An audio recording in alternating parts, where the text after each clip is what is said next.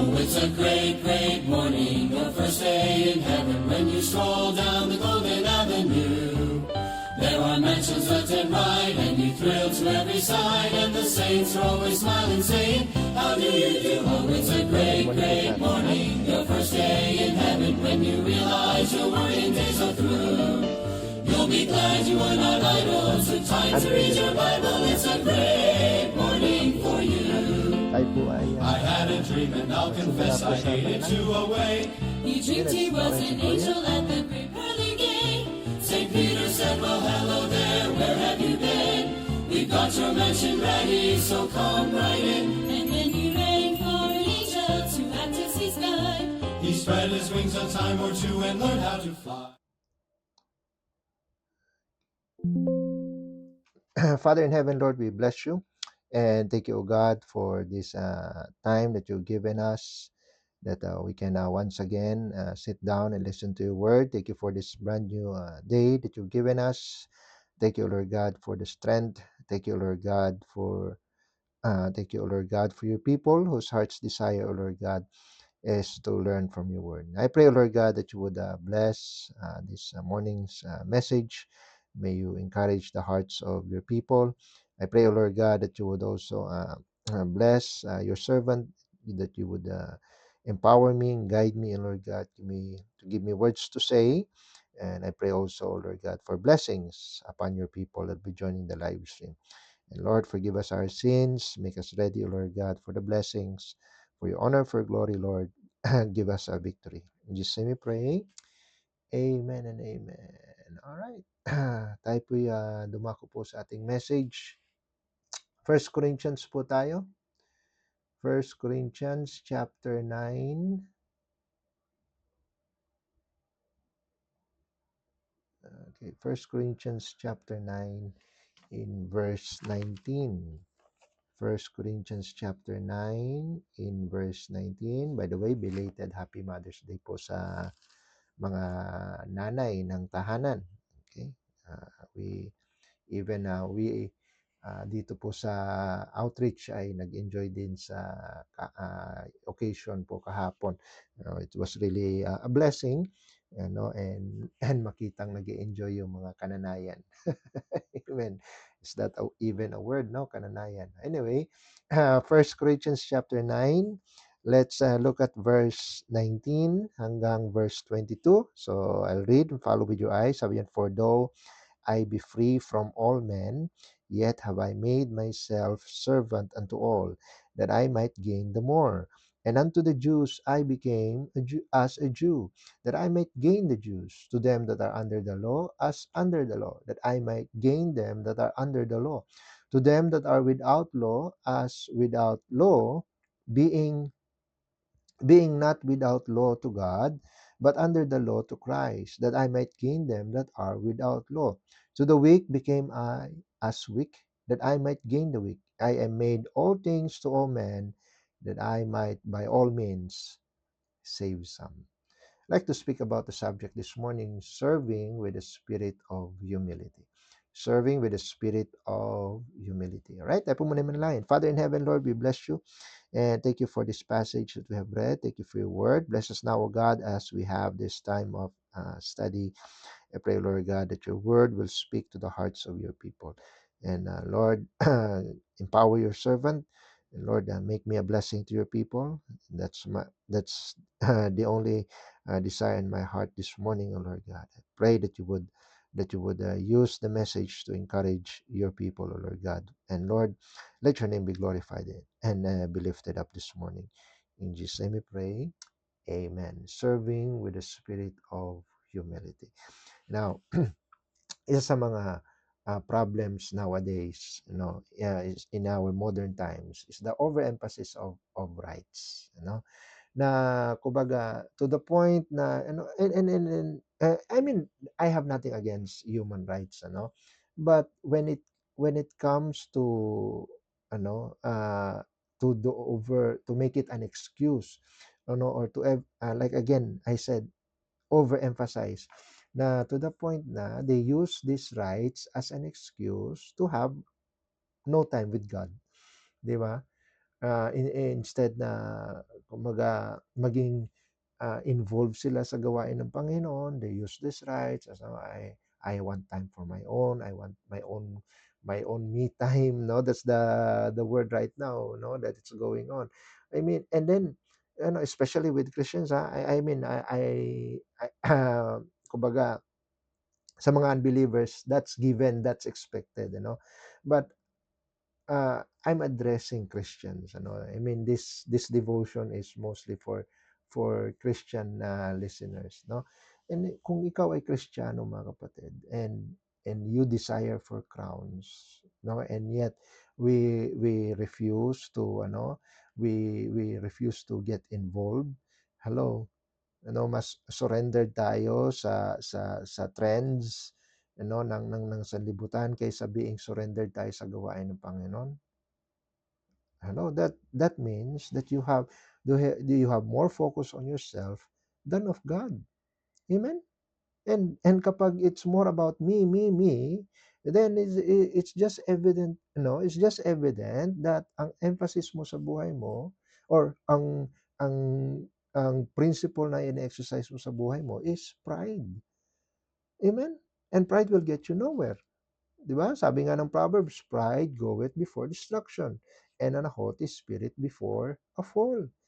Amen? And kung itong pride na to, it will just create a division between you and your blessings from God. Di ba? Then, anong tawag dito? Anong ng blessing ang natatanggap mo? Hello? As you go on in your Christian life. Amen? And ito pang namang pride natin sa itong focus natin sa sarili natin, not only stops us from being involved in the service of God, in the ministry, it also creates a division between us and the people of God. Amen? No, yung iba sobrang taas ang tingin, ibang mga Kristiyano sobrang taas ang tingin sa sarili, that they think that yun, yung mga menial tasks is not for them, and it's only for those people na yun, they have nothing else to do in life. Oh, so ibig sabihin, what you do in life is more important, than than having a time in the ministry. Hello? Sabi nga ng Psalm 101, Psalm 101 in verse 5. Psalm 101 in verse 5. Okay. Ano sabi po dito? Whoso privily slandereth his neighbor, him will I cut off. And then sabi ni David dito, him that hath an high look and a proud heart will not I suffer. Amen? David, under the inspiration of the Holy Spirit, sabi niya, I will not suffer a person with an high look and a proud heart. Amen? Kaya nga, if people think that they are too big to do small stuff, eh, para sa Panginoon, you are too small to be used by the big stuff. Amen? Ang liit ng tingin natin patungkol sa ministry, tapos mag-e-expect tayo na tayo ay pagpapalain palalo ng Panginoon. Amen? Kaya nga hindi nakakapagtaka, that in our Christian life, wala tayong nakikitang improvement. Wala tayong nakikitang fruit. Why? Because we become too stiff, we become too stagnant. Amen? In our time for God. Amen? Ang kulang sa atin is yung tinatawag na availability. Amen? Availability. And sabi ng ating text, babalikan natin yung 1 Corinthians chapter 9. Anong yung unang sinabi ni Apostle Paul sa verse 19? Sabi niya, "For though I be free from all men, yet have I made myself servant to all." Amen? Though I be free, no, excuse me.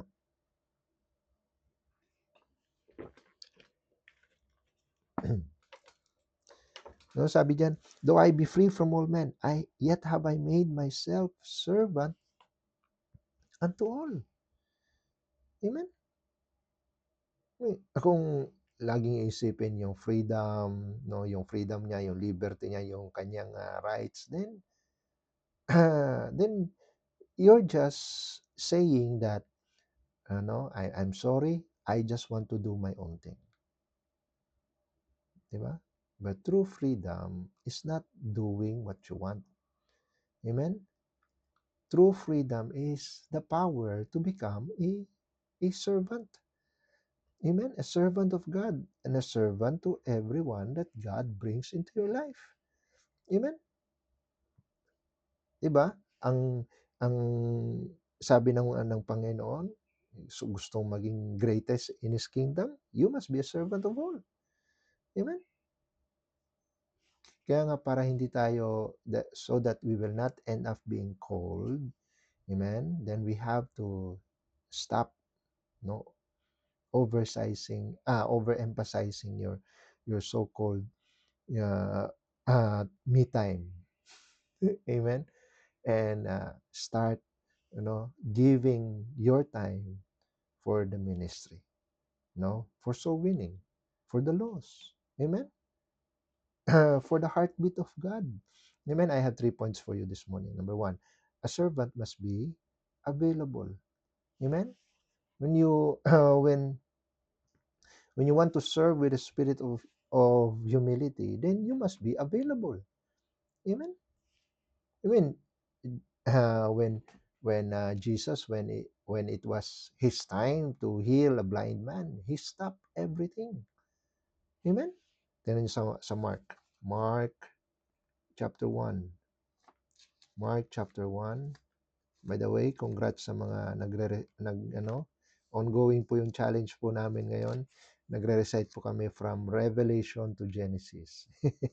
Amen. And kahapon, sinimulan po namin, and for the next for the remaining 3 weeks ng May, ay kumbaga we goal na lahat ay makapag-memorize ng 66 books of the Bible, whether forward or reverse, no?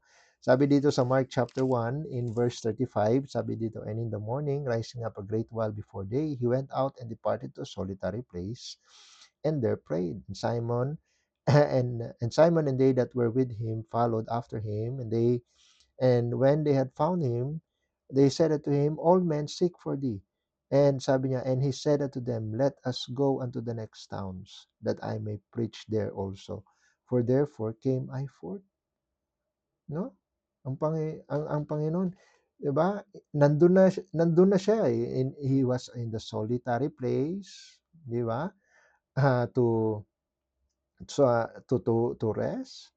But after that, he went, "Let us go unto the next towns." Amen? That I may preach there also. No? Yung iba ayaw mag-church ng Sunday because it's the rest day. Amen? Dapat ang rest natin is sa Panginoon. Hello. When will we allow God to take over our calendar? Amen? Dapat alam ng Panginoon yung schedule ng buhay mo. And kumbaga sa schedule natin, sa scheduling natin throughout the week, nasaan ang Panginoon? Nasaan ang entry ng Panginoon? Hello? No? Sabi ng, are you ready to serve Him in season or out of season? Di ba? Sabi ng 2 Timothy chapter 4. Amen? Dito sa Singapore, meron kaming tinatawag na on-call. Even I myself naranasan ko rin maging on-call. Na kung saan, even though, whether you are already at home, or whether nasa kahit nga nasa Pilipinas, that you will be ready to be on call. Meaning kapag ikay tinawagan for any issues, you would be available, and pagdating sa sa gawain sa ministry, dapat because we have our master, dapat lagi tayo, available tayo, on call, we are always on call pagdating sa Panginoon. Amen? Hindi mo po pwedeng meron tayong na I I I have tingnan niyo yung mga excuses sa Matthew chapter 9. Matthew chapter 9. Tingnan niyo yung mga excuses po dito, Sabi dito sa ah, tama ba? O Luke chapter 9. Sorry, wala dito sa outline ko. Pero naalala ko lang. Luke chapter 9. Yeah, Luke chapter 9. Sabi yan, sabi sa verse 57, sabi yan, and it came to pass that as they went in the way, a certain man said unto him, Lord, I will follow thee whithersoever thou goest. And Jesus said unto him, foxes have holes, and birds of the air have nests, and the Son of Man had nowhere to lay his head. And after that, wala na siyang narinig doon sa tao na yun na nagsabi, I will follow thee. Pero pagdating nung sinabi ng Panginoon, wala kang kamang matutulugan. Matutulog ka sa lapag. Di ba? Yeah, wala kang unan na magagamit. Di ba? And then after that, wala nang narinig. Goes to 59, another person naman, and he said unto another, follow me. And he said, Lord, suffer me first to go and bury my father. Jesus said unto him, let the dead bury their dead, but go thou and preach the kingdom of God. And another also said, Lord, I will follow thee, but let me first go bid them farewell, which are at home at my house. Jesus said unto him, no man having put his hand to the plow and looking back is fit for the kingdom of God. See? Marami tayong mga excuse. No? I mean, subukan nating mag-excuse pagdating sa ating work. Diba? Bakit kaya gano'n, Pagdating sa work, nahihirapan tayong mahirapan tayong magdahilan, 'di ba? Yes sir, yes sir, yes ma'am, yes ma'am. Pero pagdating sa gawain ng Panginoon, sorry sir, sorry ma'am. Amen? Sabi ni Paul sa text natin, he is what? Servant unto all. I have made myself servant unto all. Amen? Ano natin yung I am a boss in my company, mataas ang posisyon ko, I am a highly respected individual. Amen? Na ano lang sasabihin ng mga friends ko kapag ako'y nakita nila na ganito ang ginagawa pag Sunday, ha? Mas marami pa tayong iniisip patungkol sa sa sasabihin ng mga friends natin kaysa sasabihin ng Panginoon. Hello? Samantala ang Panginoon pag may nakita siyang pag nakita siyang someone that needs his good news, nilalapitan niya, like for example sa Luke 19 in verse 5. Luke 19, look at verse 5, sabi niya, and when Jesus came to the place, he looked up and saw him and said unto him, Zacchaeus, make haste and come down, for today I must abide at thy house. Amen? He came to where the the people in need, no? Kung I mean nung time na kailangan ni Zacchaeus ng ng ng mabuting balita, Jesus was there. Amen? And many people are out there, mga kapatid. No? So, stop saying we are too busy. Amen? Kung nais ng Panginoon na nandun tayo sa frontline. Amen? Sino ba talaga ang boss ng buhay natin? Ikaw o ang Panginoon? Amen? No. So number one, a servant must be available. Number two, a servant must be adaptable. Amen? Let's go back to our text. Sabi dyan, and to the Jews, verse 20, and to the Jews I became as a Jew, that I might gain the Jews. To them that are under the law, as under the law, that I might gain them that under the law. To them that are without law, as without law, being not without law to God, but under the law to Christ, that I might gain them that are without law. To the weak became I as weak. Diba? So, si Paul, no, he was adaptable. No? Hindi siya yung kumbaga stiff or talagang kung ano yung kung one rule applies to all. No, you know. He changed his approach, no, but he never changed the Bible. He never changed the message. It's only his approachability. Amen? Na siya ay adaptable to all. Amen? Nung siya ay nandun sa Mars Hill, di ba? Ang yung message niya, inadjust niya. Kasi nakita niya that people he was grieved kasi yung mga tao is really deep into idolatry. Pero nung nakita niya merong statue doon na nakalagay to the unknown God, and so he changed, his message. Amen. He changed the structure of his message, but the message remains. No, he didn't change the message. It's just the approach, the structure, ang kanyang ang binago. Amen. And that's what we do. We adapt. Amen. Kapag depende sa pangangailangan. Merong kagabi when we went out for soul winning, pagka tapos ng mag soul winning, merong Q&A na nangyari, and then after that merong prayer request, but naging we entertained the person with the need, di ba? And we adapt to that to the situation. Even matuto tayong maging adaptable. Hindi tayong I'm only this. Ito lang yung pwede kong gawin. Ito lang ako, no? Ito lang yung identity ko, ito lang yung pagkatao ko, hindi ako pwedeng mag-adapt, hindi ako pwedeng mag-adjust. Hello. Yung taong hindi makapag-adjust, ibig sabihin niyan, you think highly of yourself. Amen? And that's another way of finding that you are missing the spirit of humility. Amen? Kasi ang tao na mayroong spirit of humility, again, kagaya ng point natin, he is adaptable. Amen? You change the way you talk, you change the way you, yung, uh, uh, uh,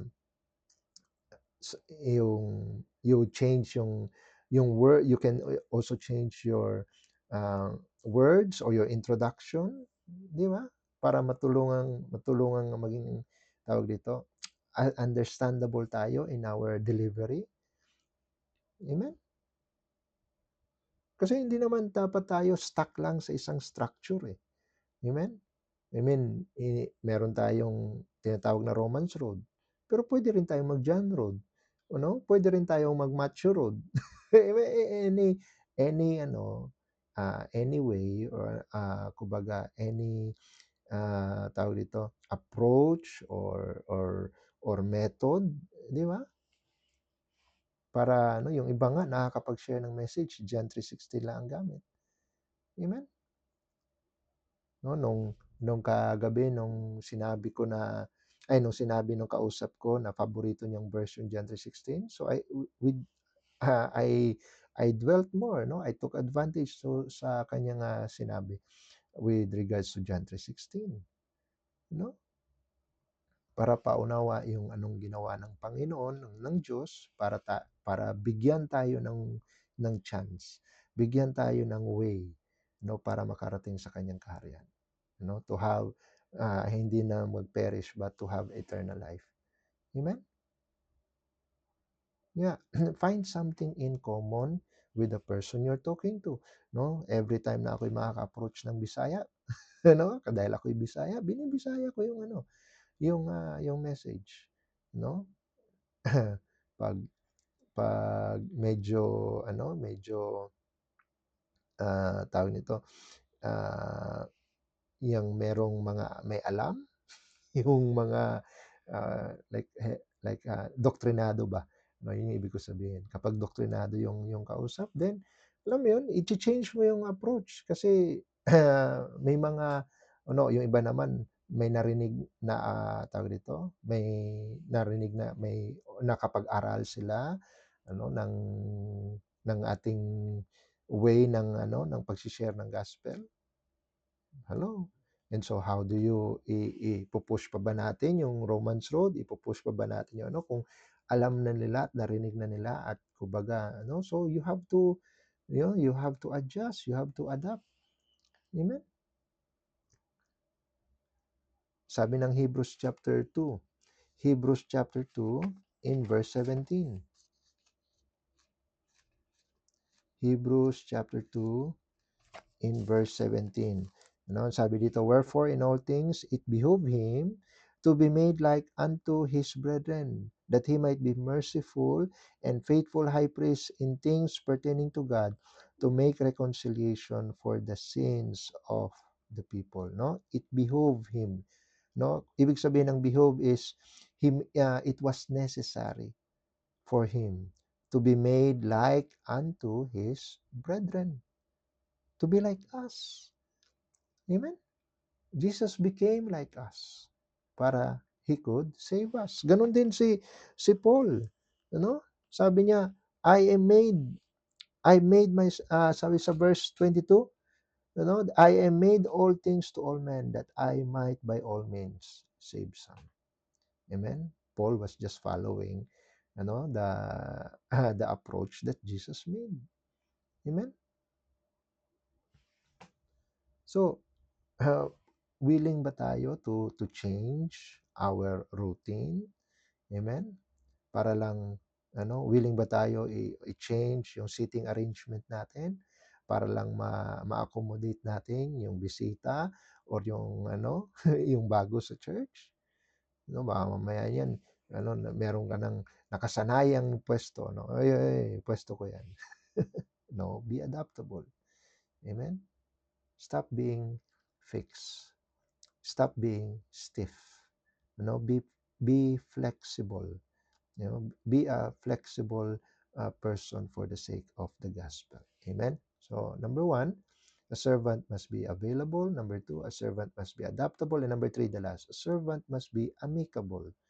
Amen. Amicable means friendly, di ba? Friendly, approachable, happy, di ba? kapag ang kapag ang pino-project natin lagi is seryoso, or grumpy, 'di ba? I mean, nobody wants to hear a gospel from a frowning person. Amen? Dapat ma-realize natin, sabi nga ng 2 Corinthians chapter 10. 2 Corinthians chapter 10 in verse 1.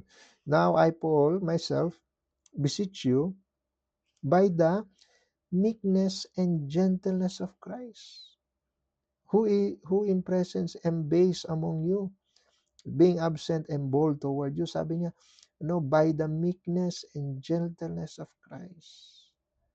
Amen? So, sa kanya, kay Paul, ang example niya is yung meekness and gentleness ng Panginoon. Amen? We should do the same. Kaya nga sabi niya, follow me as I am. As I am a follower of Christ. No? Be gentle, be kind, use kind words so people wala silang madahilan na to be resistant. Amen. Wala silang dahilan na yung i-criticize yung testimony. Amen. Sabi nga ng Titus chapter 2. Titus chapter 2 in verse Titus chapter 2 in verse 8. Sabi dito, sound speech that cannot be condemned. Amen? That he that is of the contrary part may be ashamed, having no evil thing to say to you. Amen? No, yung kumbaga, yung the way ka magsalita, the way ka mag-deliver ng gospel is with sound speech na kahit pa yung taong at first resistant sa iyo, he may feel ashamed, di ba? Kasi wala siyang may sabi, oh, this person is a kind soul. Di ba? We must be a servant of the Lord. Amen? Hindi tayo sundalo ng ng Pilipinas, no? Na kumbaga ready to fight, no? Hindi po tayo gangster, no? We are servant of God. Amen? Kaya nga sabi ni Paul sa verse 22, sabi niya, I made all things to all men that I might by all means save some. Amen? And he did that because of his love for the souls. No, his love for men na makakilala sila sa Panginoon. Amen? I mean, kung hindi man lang love ang maging motivation ng ginagawa natin, then sabi nga, 'di ba? You're just a tinkling cymbal. Amen? Sabi ng Galatians 5, by love, serve one another. Amen? Yun dapat motivation ng ating service, pag-ibig. Amen? So, the more ka the more na merong pag-ibig na umiiral, 'di ba? The gentler, the kinder you are. Amen?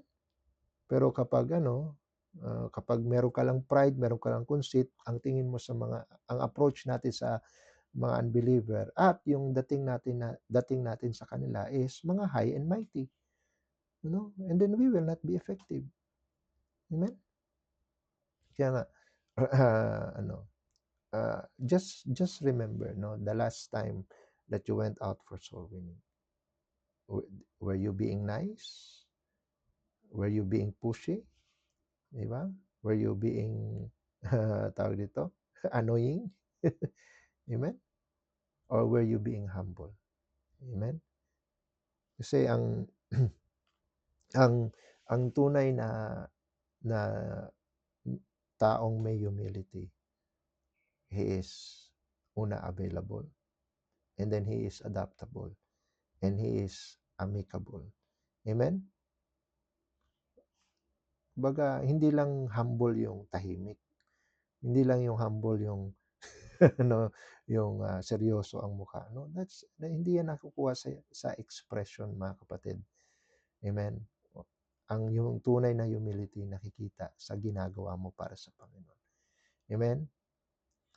Yung willingness mo to work with people.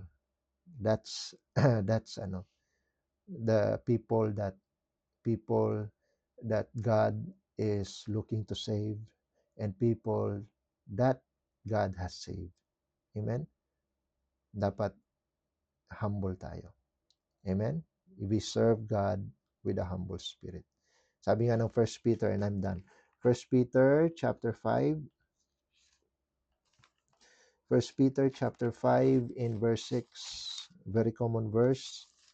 Sabi dito sa verse 6, humble yourselves therefore under the mighty hand of God, that He may exalt you in due time. Kung itataas mo ang iyong sarili, God will put you down. But if you put yourself down, God will lift you up. Amen? Kaya, stop thinking about yourself. Stop thinking about me time. Amen? Start caring. Use your time.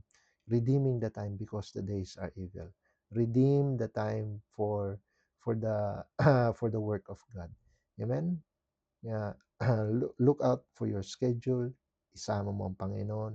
Isama mo ang gawain. Amen? Tayo po manalangin. Father in heaven, Lord, we bless you. We thank you, O God, for your word. We thank you, O God, for blessing us with another message for ministry. Lord, you've been calling your people to be in the ministry.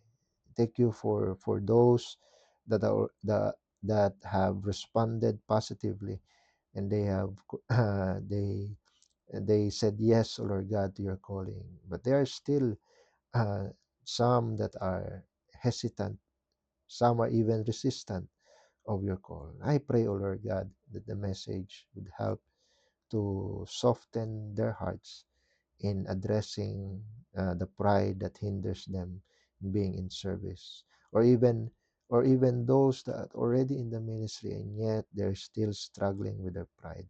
I pray, O Lord God, that this message became a blessing, O Lord God, unto them. Thank you, O Lord God, for your word. Thank you for the wisdom that you have gave through the instructions that we have received. We give you back all the glory. In Jesus' name we pray. Amen and amen. Alright, I hope naging blessing po ang message natin ngayong umaga. Okay, batiin natin ang ating mga kasama.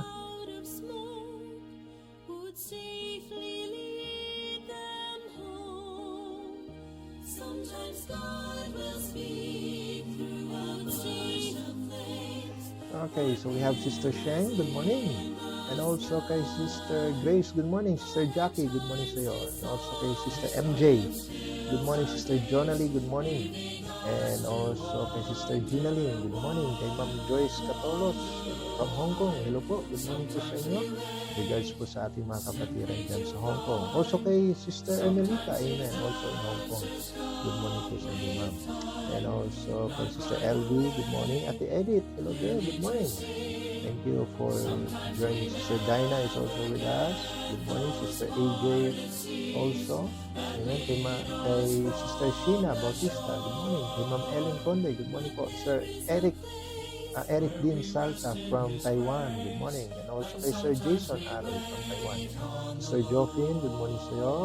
Ma'am J.Ann, hello po ma'am. Good morning po. Thank you po for joining. Amen. Also kay Ate Lucy Biadog. Amen. Good morning, te. Also in Taiwan. Good morning. Thank you for joining. Oh, si Mama Ibing. Hello, Mama. Happy Mother's Day. Belated. No, thank you for joining. Kay Ma'am Irene and kay Brother John Ray. Kay sa Midsayap, may buntag. And also kay Sir Archie Recorcor. Good morning po. And also kay Sister Cathy, good morning. Kay Ma'am Archie, hello ma'am, good morning po. Thank you po for joining. And kay Ma'am Vilma Palomera, good morning po. And also kay Sister Evelyn Ventura, amen. Alright, so dyan po nagtatapos ang ating morning devotion. Brethren, thank you for joining. And makita-kita po tayo sa Wednesday for our next morning devotion. At tayo po ay magwakas po sa panalangin. Father in heaven, we bless you, Lord. Thank you, God, for the message. Thank you for the people who have joined the live stream. And I pray, Lord God, that that the message became a blessing to your people. And I pray, Lord God, for the rest of the day. Bless them in the work. Thank you, Lord God, for giving us an opportunity to work here and abroad and to provide for the needs of our families. And I pray, Lord God, that you would continue to bless their jobs, their work, O Lord God, and give them wisdom to perform the duties that are expected of them. I pray, O Lord God, that they will be a blessing in their work today. Give them victory, O Lord God, through your grace, through your power. And I pray, O Lord God, also for your protection for those who are traveling. I pray, O Lord God, for our families. May you continue to provide for their needs. May you to keep them safe, O Lord God, from sickness and also from unpleasant events, O Lord God. I also pray for our pastor, that you continue to bless him, use him mightily, O Lord God, in his ministry there in San Pedro, and also to the outreaches and missions, O Lord God. Lord, thank you once again for our live stream, and may you continue to use this live stream program, O God, to encourage your people for your honor and for your glory. Lord, thank you for the victory. We honor you, we praise you, we thank you, and we love you. In Jesus' name we pray. Amen and amen. Alright, God bless po. Thank you po for joining. Kita-kita po tayo sa Wednesday. We are dismissed. Often on the earth we have such pain and misery. But we have God's promise, just faith, there's victory. For one of these days, and it won't be long, we're gonna sing that heavenly song.